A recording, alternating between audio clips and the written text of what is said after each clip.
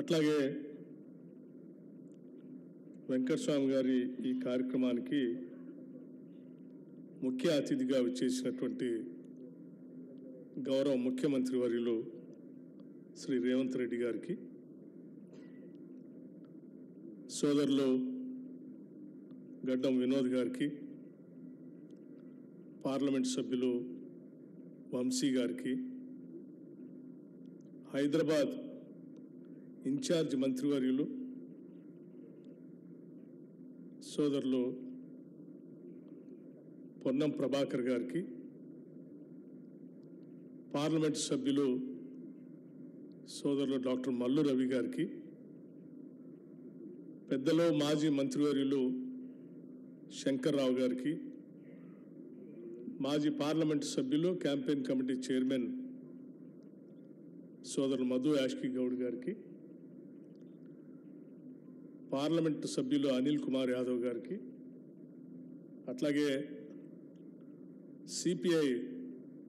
రాష్ట్ర కార్యదర్శి పెద్దలు చాడా వెంకటరెడ్డి గారికి, ప్రొఫెసర్ కోదండరామ్ గారికి, శాసన మండలి సభ్యులు వారికి, ఇంకా శాసనసభ్యులు ఇతర ప్రజాప్రతినిధులు వెంకటస్వామి గారి గుర్తు చేసుకొని వారిని స్ఫూర్తిగా తీసుకొని సమాజ అభివృద్ధి కోసం పనిచేయాలన్నటువంటి తపనతో ఇక్కడికి విచ్చేసినటువంటి ముందు కూర్చున్న పెద్దలందరికీ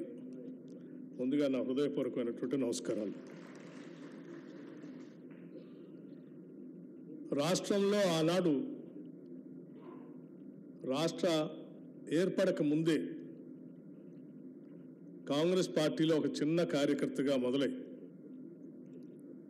యువజన కాంగ్రెస్లో హైదరాబాద్ స్టేట్ కాంగ్రెస్కి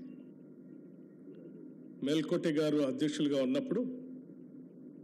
వారి కార్యదర్శిగా వారి రాజకీయ జీవితాన్ని ప్రారంభించి అంచెలంచెలుగా స్వాతంత్రం సిద్ధించిన తర్వాత యావత్ భారతదేశంలోనే గొప్ప పేరు ప్రఖ్యాతులు గాంచేటువంటి ఒక కేంద్ర మంత్రిగా పనిచేసి అనేక రకాలైనటువంటి సామాజిక కార్యక్రమాలకి నాంది పలికినటువంటి గొప్ప నాయకులు శ్రీ వెంకటస్వామి గారు. మేము చిన్నతనం విద్యార్థి దశ నుంచి యువజన కాంగ్రెస్లో కానీ ఎన్ఎస్యూలో కానీ పనిచేసే రోజుల నుంటే ఈ రాష్ట్రంలో పేదవాళ్ల కోసం ఎవరికైనా ఇబ్బంది ఉంటే దగ్గరికి వెళ్ళి చెప్పుకోవటం కోసం ఒక పెద్ద మనిషిలాగా హైదరాబాద్ నగరం హెడ్ క్వార్టర్లో వెంకటస్వామి గారు కనపడుతూ ఉండేవారు.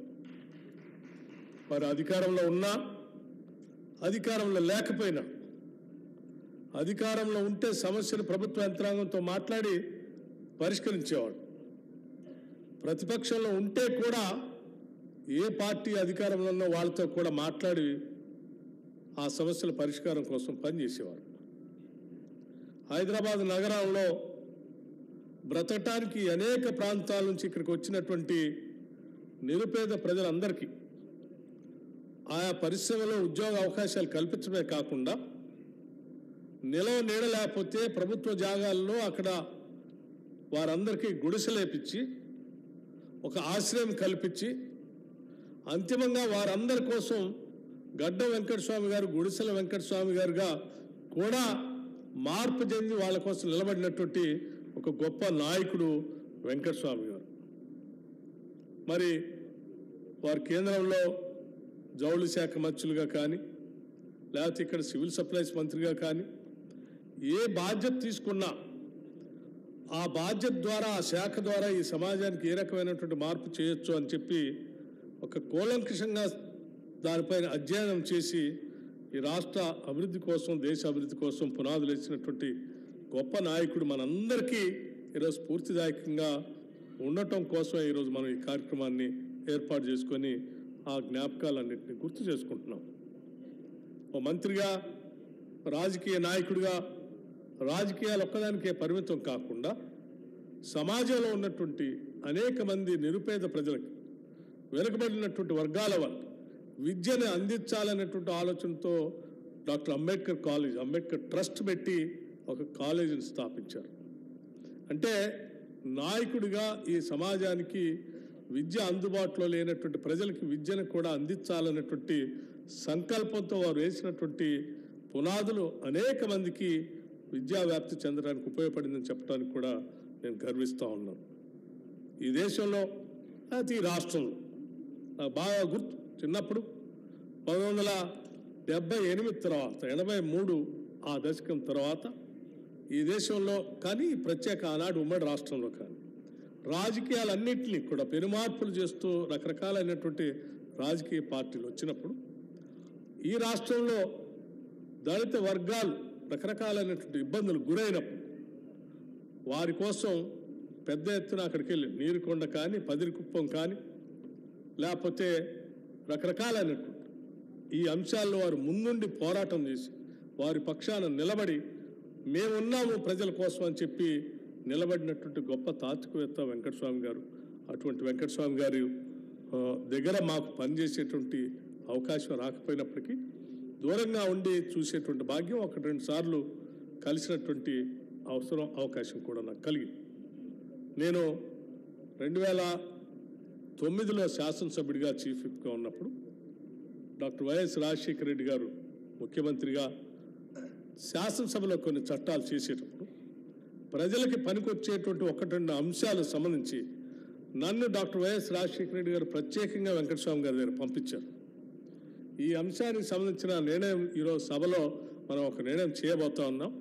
వారి ఆలోచన కూడా కనుక్కొని రమ్మని నేను పంపించినట్టుగా మీరు పోయి మాట్లాడి సమాచారం తీసుకున్నాను నేను చెప్పినప్పుడు నేను ప్రత్యేకంగా చీఫ్ విప్గా ఆ రోజు వారిని కలవటం, వారు చెప్పినటువంటి సమాచారాన్ని ఆ రోజు ముఖ్యమంత్రిగా ఉన్నటువంటి రాజశేఖర రెడ్డి గారి దృష్టికి తీసుకుని వచ్చి ఆనాడు సభలో దానికి సంబంధించిన అంశం పైన చట్టం కూడా చేశాం. ఇట్లా వారు అధికారంలో లేకపోయినప్పటికి కూడా ప్రభుత్వాలపైన ఎప్పుడూ ప్రభావం చూపించేటువంటి ఒక గొప్ప నాయకుడిగా ఎదిగారు. ఒక సామాన్య చిన్న మధ్యతరగతి కుటుంబం నుంచి ఏ స్థాయికైనా కృషి ఉంటే ఎదగవచ్చు, ఏ ఆర్థిక ఇబ్బందులు కానీ ఏ సామాజిక పరిస్థితులు కానీ అడ్డం కావు అని చెప్పి చాలా స్పష్టంగా మనకి చేసి నిరూపించినటువంటి గొప్ప నాయకుడు డాక్టర్ వెంకటస్వామి గారు. వారందరినీ ఆదర్శంగా తీసుకొని ఈ రాష్ట్రంలో ఉన్నటువంటి వాళ్ళందరూ కూడా ముందుకు ఎదగాలని చెప్పి నేను మనస్ఫూర్తిగా కోరుకుంటూ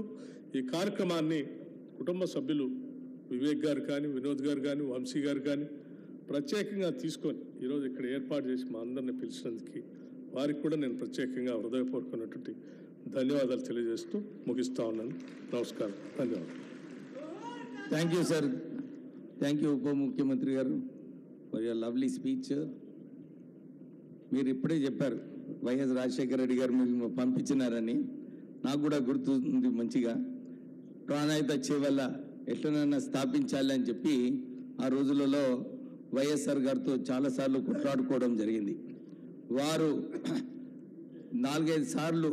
హెలికాప్టర్లో వెళ్ళినప్పుడు కూడా వైఎస్ఆర్ గారు అరే వెంకటస్వామి గారు అంటున్నారు ప్రాణాయితలో నీళ్లున్నాయి, ఈ ప్రాజెక్ట్ నిజంగా